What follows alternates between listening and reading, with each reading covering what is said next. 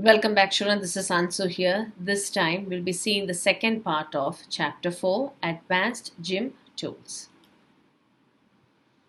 Today we'll be discussing four things. They are Undo History Dialog, Brushes Dialog, Docking, and Using Paths. Undo History Dialog. The Undo History Dialog displays the recently performed actions. It shows the recently performed things that you have done in the software. If you want to go back to the previous action, select the previous action from the Undo History Dialog. If you have made a mistake while doing something, you can always use the Undo History Dialog to go back to the previous step that you have done. You can either undo or redo an action. You can undo as well as redo an action. If you make an error, click Undo option to go back to the previous action and edit it. If you made an error while doing something, you can undo it, go back, correct it. If you have undone something and you found that it is not needed, you can always use the redo option to reapply it. To activate the Undo History Dialog, how to activate it? On the image window, click the Windows menu. The Windows menu appears. Point to Dockable Dialogs. In the Dockable Dialogs options, look for the Undo History option. Under the Dockable Dialogs list, you will find the Undo History option. Brushes Dialog.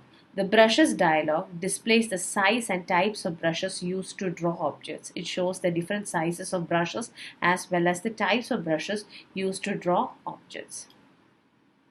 To activate the Brushes Dialog, the first two steps remains the same, only the last one will change. On the image window, you have to click on the Windows menu. Then you have to point to Dockable Dialogs. The Dockable Dialogs options appears from that. This time you have to click on the Brushes option. Docking. Different dialog boxes can be grouped together using docks. If you're grouping a couple of dialog boxes together, then it is called a dock. You just need to use the docking drag handles to drag and drop the dockable dialogs.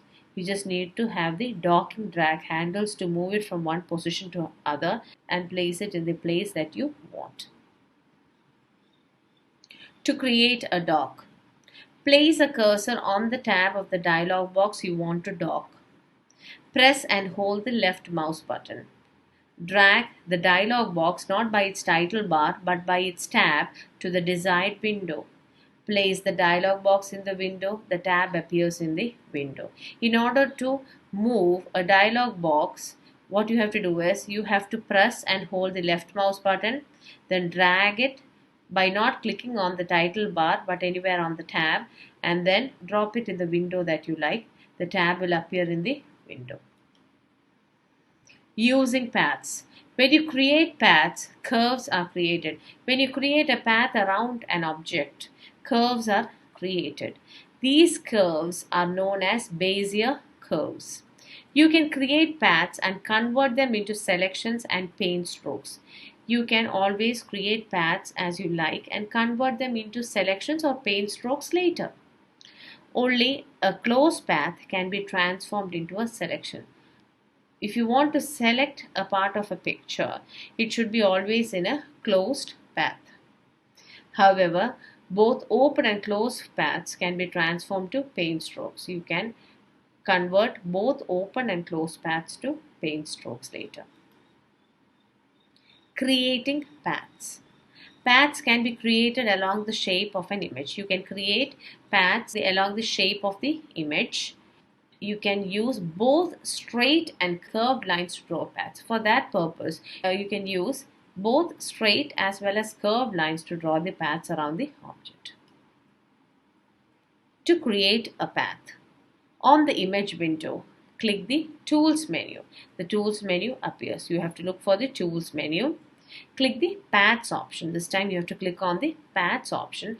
The mouse pointer changes. Place a point on the area where you want to begin. You have to point on the area where you want to start. Click the starting point. A point gets created. When you click on that spot, the first point will get created. Move the mouse pointer in the required direction and click. The second point is created. Just move along the path, click on it, the second point will be created. Therefore, one path is created. When you do that, one path is already created. To create a curved path, click the center of the path and stretch. Sometimes your image may not be a straight line and it is a curved one. Then what you have to do is you have to click the center of the path and pull it and stretch it to the required shape that you want. Transforming paths. You can transform paths into selection using the transform tools such as move, rotate, and scale. You can use the transform tools like move, rotate, and scale to transform the paths into selections for your use. To transform paths, what are the steps required to transform the path into selections? Create the paths on your image. On the toolbox, from the Tools option dialog box, under Paths, click the selection from the Path button. The path gets selected. You have to go to the toolbox. From the Tools options, you have to go under Paths. In that Path section, you can find Selection from Path button. When you click on it, the path gets selected. On the image window, click the Tools menu. Point to transform tools. Select the required tool, for example, rotate. The rotate dialog box appears. In the transform tools, there are different types of tools available. We have already studied two in the previous chapter. One is flip and one is crop. Along with that, there is a rotate option also here. You can click on the rotate dialog box appears. Under the angle section, drag the slider to change the angle. You have to drag the slider to get the angle that you want and click the rotate button. The selected part gets rotated. At that time, the selected part gets rotated. Stroking paths. Paths can be converted into different line styles using colors, patterns, or paint tools. You can always convert the paths that you have drawn into different lines or colors or patterns. For that, you use the stroking paths. Now, what are the steps that are required to stroke paths? Create and select a path. The first step is you need to create and select a path around the figure you need. On the toolbox, Tool Options window, from the Tool Options dialog box, under Paths, click the Stroke Path button. The Stroke Path dialog box appears. When you do that, Stroke Path dialog appears. Select the Solid Color or Patterns option to change the stroke line. You need to select the solid color that you need to work on or the patterns option which you want to work on.